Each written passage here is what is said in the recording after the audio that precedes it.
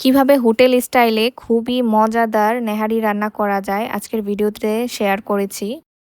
আসসালামু আলাইকুম, সবাই কেমন আছেন? কুরবানি ঈদের পরে যেন নেহারি রান্নার একটা ধুম লেগে যায়, কারণ এই খাবারটা তো আমরা সবাই অনেক বেশি পছন্দ করি।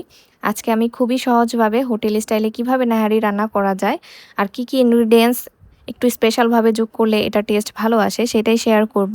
প্রথমেই দেখতে পেয়েছেন এখানে 2 চা চামচের মতো আদা বাটা, 2 চা চামচের মতো রসুন বাটা, 1 চা চামচের মতো হলুদ গুঁড়ো, 1 চা চামচের মতো ধইনার গুঁড়ো, জিরার গুঁড়ো, 1 চা চামচের মতো মরিচের গুঁড়ো, 2টা তেজপাতা আর 3টা হচ্ছে দারচিনি মানে ছোট সাইজের, আর 3টা হচ্ছে এলাচ, 3 থেকে 4টা লং আমি এখানে অ্যাড করেছি। সাথে পরিমাণ মতো লবণ দিয়েছি, তারপর হচ্ছে সয়াবিন তেল দিয়ে দিয়েছি। এখন এটাকে খুবই সুন্দরভাবে হাতে মেখে নিচ্ছি, আস্তে ধীরে মাখতে হবে, কারণ যেহেতু হাড্ডি টাইপের এটা হাতে লেগে কেটে যাওয়ার সম্ভাবনা থাকবে। সাথে কিন্তু এখানে আমি পেঁয়াজ কুচিও ব্যবহার করেছি, শুরুতে বলতে ভুলে গিয়েছিলাম। তারপর এটাকে খুবই সুন্দরভাবে মেখে আমি এখানে হচ্ছে একটু বেশি করেই পানি দিব, যেহেতু নেহারিটা 2 থেকে 3 দিন আমি জাল করব। 2 থেকে 3 দিন জাল করলেই এটার টেস্ট ভালো আসে।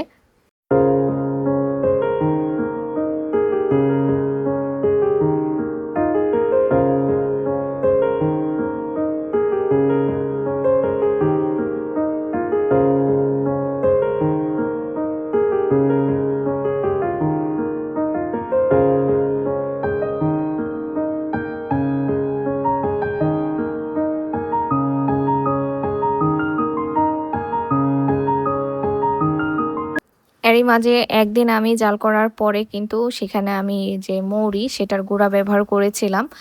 তারপরে এটা হচ্ছে 2 দিন জাল দেওয়ার পরে এটার লুকটা এরকম এসেছে।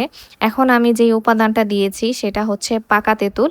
একটু টক ভাব আসবে, পুরোপুরি টক ভাব আসবে না আর কি। এটা বেশি পরিমাণে দিবেন না আপনারা। তেঁতুল দিয়ে দেখবেন এটার টেস্ট কিন্তু অনেক বেশি ভালো আসে। আজকে আমি নেহারিটা বেশি একটা ঝোল রাখার চেষ্টা করিনি, যেহেতু হোটেল স্টাইলে বলেছি, ওনারা তো একটু গ্রেভিটাই রাখে, এর জন্য আমি একটু গ্রেভি রেখেছি। তবে নেহারি রান্নাতে কিন্তু একটু পাতলা ঝোল হলেও ভালো লাগে, আমি সেভাবেও রান্না করে থাকি। এখন সর্ব লাস্টে আমি এখানে হচ্ছে একটা কড়াইতে পেঁয়াজ কুচি আর কিছুটা শুকনা মরিচ আস্ত সেটা দিয়েছি, সেটা ভেজে এখন আমি লাস্টে হচ্ছে এটা বাগার দিয়ে নিব।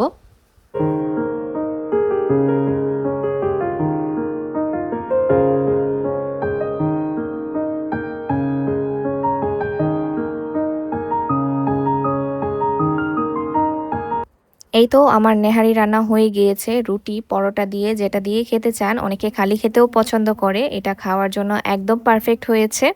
সবাই কিন্তু আমার চ্যানেলটি সাবস্ক্রাইব করে দিবেন, সাথে আমার ভিডিওতে লাইক দিতে ভুলবেন না। অন্য একদিন আবার নতুন রেসিপি নিয়ে আপনাদের সামনে হাজির হব। আমার রেসিপিটি কেমন লেগেছে অবশ্যই কমেন্ট করে জানাবেন, আর আপনারা কী টাইপের রেসিপি দেখতে চান আমাকে সেটাও কমেন্ট করে জানাবেন। আজকের মতো বিদায় নিয়ে নিচ্ছি। আল্লাহ হাফেজ।